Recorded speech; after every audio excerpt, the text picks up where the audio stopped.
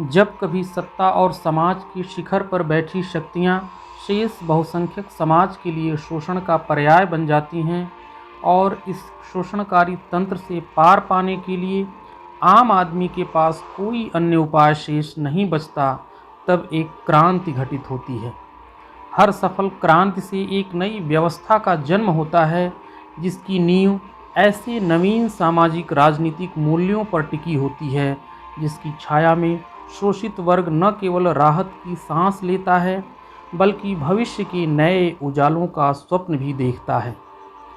स्वतंत्रता, समता और बंधुता के जिन आदर्शों की चर्चा आज हम करते हैं और जो संविधान प्रदत्त अधिकार के रूप में हमें सुलभ है, उनके पीछे संघर्ष और बलिदान की एक लंबी कहानी है जिसे फ्रांस की क्रांति के माध्यम से हम समझ सकते हैं। फ्रांसीसी क्रांति ने फ्रांस में निरंकुश राजतंत्र को समाप्त कर दिया। विशेषाधिकारों पर आधारित शोषणकारी व्यवस्था की जगह एक नई शासन व्यवस्था का जन्म हुआ।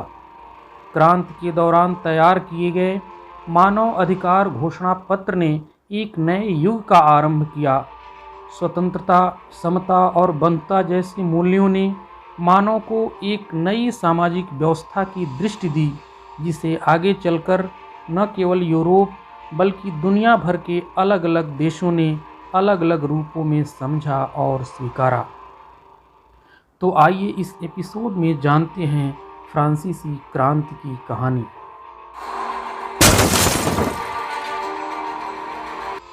फ्रांसीसी क्रांति 14 जुलाई 1889 की सुबह पेरिस नगर में आतंक का माहौल था। सम्राट ने सेना को शहर में घुसने का आदेश दे दिया था। अफवाह थी कि वह सेना को नागरिकों पर गोलियां चलाने का आदेश देने वाला है। लगभग 7,000 मर्द और औरतें टाउन हॉल के सामने एकत्र हुए और उन्होंने एक जन सेना का गठन करने का निर्णय लिया। हथियारों की खोज में वे बहुत से सरकारी भवनों में जबरन प्रवेश कर गए।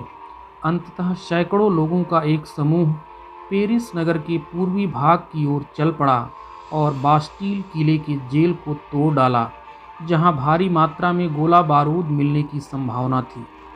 हथियारों पर कब्जे की इस सशस्त्र लड़ाई में बास्टील का कमांडर मारा गया और कैदी छुड़ा लिए गए। यद्यपि उनकी संख्या केवल 7 थी।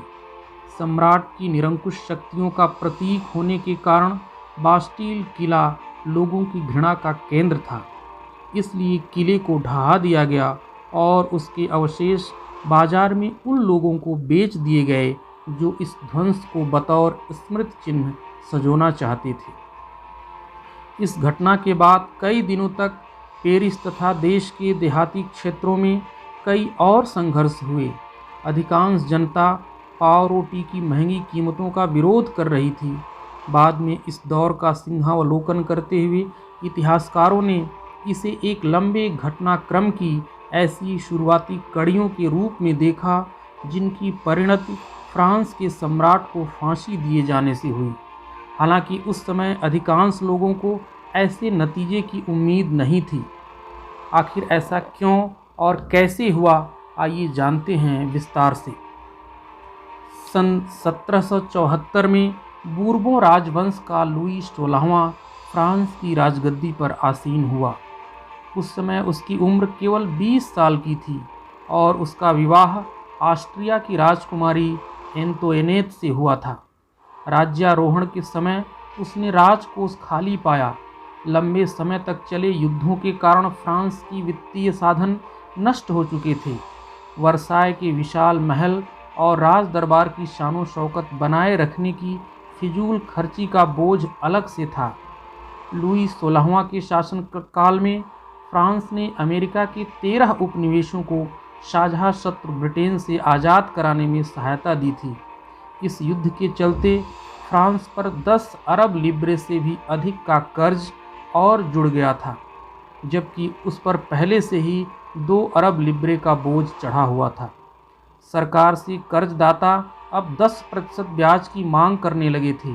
फलस्वरूप फ्रांसीसी सरकार अपने बजट का बहुत बड़ा हिस्सा दिनों दिन बढ़ते जा रहे कर्ज को चुकाने पर मजबूर थी। अपने नियमित खर्चों जैसे सेना के रखरखाव, राज दरबार, सरकारी कार्यालयों या विश्वविद्यालयों को चलाने के लिए फ्रांसीसी सरकार करों में वृद्धि के लिए बाध्य हो गई, पर यह कदम भी नाकाफ़ी था। 18वीं सदी में फ्रांसीसी समाज 3 एस्टेट्स में बंटा था और केवल तीसरे एस्टेट के लोग ही कर अदा करते थे। वर्गों में विभाजित फ्रांसीसी समाज मध्यकालीन सामंती व्यवस्था का अंग था। समाज जो कि प्रमुख रूप से 3 वर्गों में बंटा था, जिन्हें एस्टेट कहते थे। पहले एस्टेट में पादरी वर्ग आते थे, दूसरे एस्टेट में कुलीन वर्ग या उच्च वर्ग, तीसरा एस्टेट भी 3 समूहों में बंटा था, जिसमें सबसे ऊपर बड़े व्यवसायी, व्यापारी, अदालती कर्मचारी और वकील आदि थे। उसके बाद किसान और कारीगर, और सबसे नीचे छोटे किसान, भूमिहीन मजदूर और नौकर थे। पूरी आबादी में लगभग 90% किसान थे, लेकिन ज़मीन के मालिक किसानों की संख्या बहुत कम थी। लगभग 60% ज़मीन पर कुलीनों, चर्च और तीसरे एस्टेट के अमीरों का अधिकार था। प्रथम 2 एस्टेट्स कुलीन वर्ग एवं पादरी वर्ग के लोगों को कुछ विशेषाधिकार जन्मना प्राप्त थे। इनमें से सबसे महत्वपूर्ण विशेषाधिकार था राज्य को दिए जाने वाले करों से छूट। कुलीन वर्ग को कुछ अन्य सामंती विशेषाधिकार भी हासिल थे। वह किसानों से सामंती कर वसूल करता था। किसान अपने स्वामी की सेवा, स्वामी के घर एवं खेतों में काम करना, सैन्य सेवाएं देना अथवा सड़कों के निर्माण में सहयोग आदि करने के लिए बाध्य थे। चर्च भी किसानों से करों का एक हिस्सा ताइद के रूप में वसूलता था। ऊपर से तीसरे एस्टेट के तमाम लोगों को सरकार को तो कर चुकाना ही था। इन करों में टाइल यानी प्रत्यक्ष कर और उनके अप्रत्यक्ष कर शामिल थे। अप्रत्यक्ष कर नमक, तंबाकू जैसी रोजाना उपभोग की वस्तुओं पर लगाया जाता था। इस प्रकार राज्य के वित्तीय कामकाज का सारा बोझ करों के माध्यम से आम जनता वहन करती थी।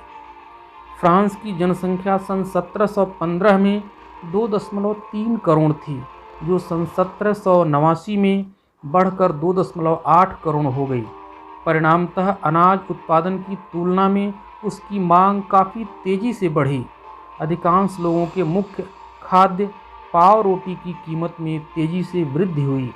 अधिकतर कामगार कारखानों में मजदूरी करते थे और उनकी मजदूरी मालिक तय करते थे, लेकिन मजदूरी महंगाई की दर से नहीं बढ़ रही थी। फलस्वरूप अमीर गरीब की खाई चौड़ी होती गई। स्थितियां तब और बदतर हो गईं जब सूखे या ओले का प्रकोप से पैदावार गिर जाती। इससे रोजी रोटी का संकट पैदा हो जाता था।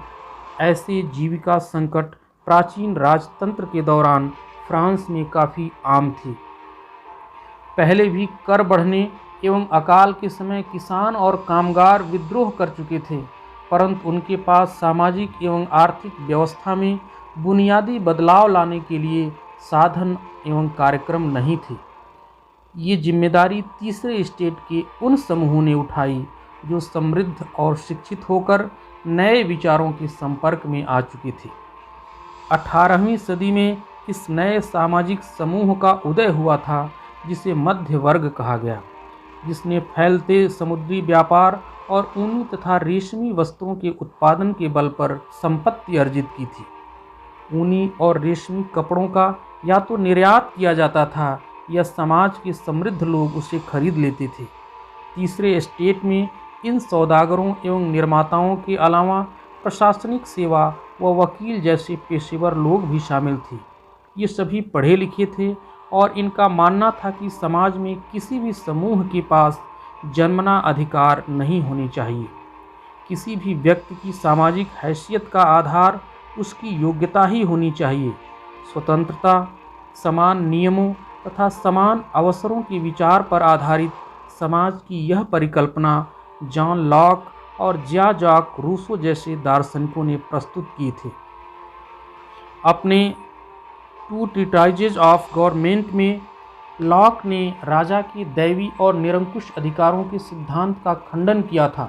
रूसो ने इसी विचार को आगे बढ़ाते हुए जनता और उसके प्रतिनिधियों के बीच एक सामाजिक अनुबंध पर आधारित सरकार का प्रस्ताव रखा। मॉन्तेस्क्यू ने the spirit of the laws नामक रचना में सरकार के अंदर विधायिका, कार्यपालिका और न्यायपालिका के बीच सत्ता विभाजन की बात कही। जब संयुक्त राज्य अमेरिका में 13 उपनिवेशों ने ब्रिटेन से खुद को आज़ाद घोषित कर दिया तो वहाँ इसी मॉडल की सरकार बनी थी। फ्रांस के राजनीतिक चिंतकों के लिए अमेरिकी संविधान और उसमें दी गई व्यक्तिगत अधिकारों की गारंटी प्रेरणा का एक महत्वपूर्ण स्रोत बनी। दार्शनिकों के इन विचारों पर कॉफ़ी हाउसों व सैलॉन की गोष्ठियों में गर्मागर्म बहस हुआ करती थी और पुस्तकों एवं अखबारों के माध्यम से इनका व्यापक प्रचार प्रसार होता था।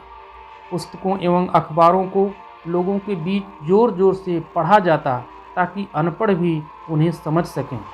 इसी समय लुई 16वां द्वारा राज्य के खर्चों को पूरा करने के लिए फिर से कर लगाए जाने की खबर आई और इससे विशेषाधिकार वाली व्यवस्था के विरुद्ध गुस्सा और भी भड़क उठा।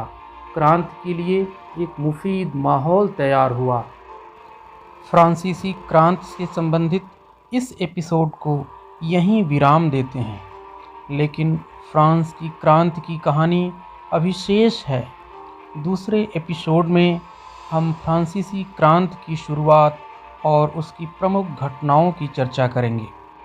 विभिन्न विषयों पर ऐसे ही एजुकेशनल वीडियो देखने के लिए चैनल को सब्सक्राइब करें और नए वीडियोज़ के नोटिफिकेशन पाने के लिए बेल आइकन को दबा कर रखें।